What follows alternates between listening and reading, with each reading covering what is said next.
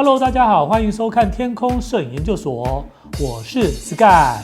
这几年来呢，由于科技的进步 ，LED 灯越做越好，还可以调整颜色、亮度，而且价钱也不贵。自从数位相机也可以录影，相信越来越多的平面摄影师也接到录影方面的工作，因此使用持续灯光的几率越来越大。今天我就跟大家分享一下持续光跟闪光灯的差别在哪边。如果你是一个新手摄影师，你又该如何选择你的第一组套灯呢？大家可以看到我前面摆了4支灯，分别是 LED 的棚灯、Profoto 的棚灯、Canon 的机顶闪光灯，还有 LED 的补灯。好，我们比较的第一个就是使用的方便性。由于闪光灯必须在你拍摄的时候才会释放电力，所以你在打灯的时候呢是完全看不到的。相反的 LED 持续灯，你今天在使用它的时候是完全可以看得到，也可以调整它光线的亮度还有角度，等于你看到的跟拍到的是完全一模一样。所以对新手而言 ，LED 灯绝对是比较便利。再加上闪光灯必须搭配有同步接口的相机才能使用，因此手机、傻瓜相机都没办法用。所以 LED 持续灯在便利性上大获全胜。再来比较的是价格。大家可以看到这支 Profoto 摄影棚用的闪光灯，还有这支 Canon 的机顶闪光灯，相信大家都知道，它们的价钱绝对是不便宜。这支 Profoto 也要5-6万块，然后这支 Canon 的机顶闪光灯也是要1万多块。再来，我们来看持续光，像这支 Godox 150瓦的持续光，我买的时候才6-7千块，然后还有这支 LED 补灯，网上买才差不多3000多块，还可以调整亮度、颜色，非常方便，所以在价格上也是 LED 获胜。但是专业的影视工作者经常使用的持续光也有非常贵的，像 Arri 这些灯，大家可以看一下，最便宜的从几万块到几十万的灯都有。一般影视工作会按拍摄来规划灯光需求，并进行租贷，才可以节约预算。再来是灯光的质感，也就是大家一般所讲灯光的软硬度。这边我用2支不同的灯光来拍摄，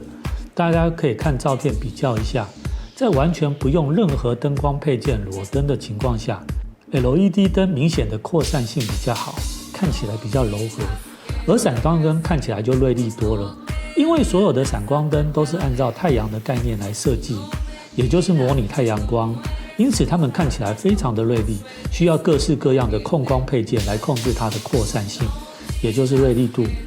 所以使用闪光灯时，需要了解很多的配件以及光线的原理。在比较光线的质感上是没有输赢的，就是不同的感觉，可以依照不同的拍摄需求来选用。最后是灯光的强度。由于闪光灯是瞬间的出力，它可以在很短的时间内激发出比较强的亮度，因此我们可以获得比较小的光圈。当然，很多拍摄手表或拍汽车的静物摄影师，他们是用持续光来拍摄商品，并且透过长时间曝光来获得比较小的光圈。所以在强度上呢是各有千秋，但是我个人会觉得，如果以强度来讲，当然是闪光灯能够在短时间获得大量的光线，这一点是获胜。由于科技的进步，现在有很多高速同步的闪光灯。所谓高速同步，就是闪光灯的同步速度能够达到800或者1000分、2000分之一。例如 Canon 机顶的闪光灯，搭配高速同步器，在太阳光下可以达到2000分之一的同步。因此我们在拍摄高速移动的物体，就不会产生局部的模糊。至于 LED 持续灯在长时间曝光下，可以获得比较强的光线之外，还有一个好处就是，你如果用持续灯长时间来曝光的话，你可以玩一些光线的线条效果。好了，最后的总结，持续光跟闪光灯其实各有不同的效果，也没有办法完全互相取代。但是你如果是一个新手摄影师，按照今天的几项特色比较下来，我会建议你先买一组 LED 持续光的套灯。第一个当然是价格，你今天用买一支 Profoto 闪光灯的价钱，已经可以买3支 LED 持续光，外加一大堆控光的配件。你最起码要拥有3支灯光，才可以从最基础的3点光法来学习灯光的运用，跳脱一灯大师的封号。再来就是打灯的技术性，因为 LED 持续光所见即所得，你今天来调整这些光线的强弱还有角度，现场看到的光线跟拍下来的灯光就是完全一模一样。然后 LED 持续灯也可以搭配所有的手机、相机、傻瓜相机、录影机来进行平面的拍摄或者录制动态的影片，不用专门的接口，非常方便。在灯光的质感上也比较容易控制。当然1分钱1分货，不是说用几支便宜的 LED 灯就可以完全取代闪光灯的功能，而是慢慢的用 LED 持续灯来磨练你控制光线的技巧。等到有一天你非常能够掌握灯光的特性的时候，你再买昂贵的闪光灯，相信也可以让你拍出更棒的作品。好的，谢谢大家收看今天的天空摄影研究所。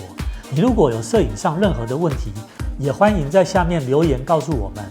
我会尽量的拍摄影片来跟大家解答或者跟大家交流。那也请记得帮我们按赞、分享我们的影片，谢谢大家，拜拜。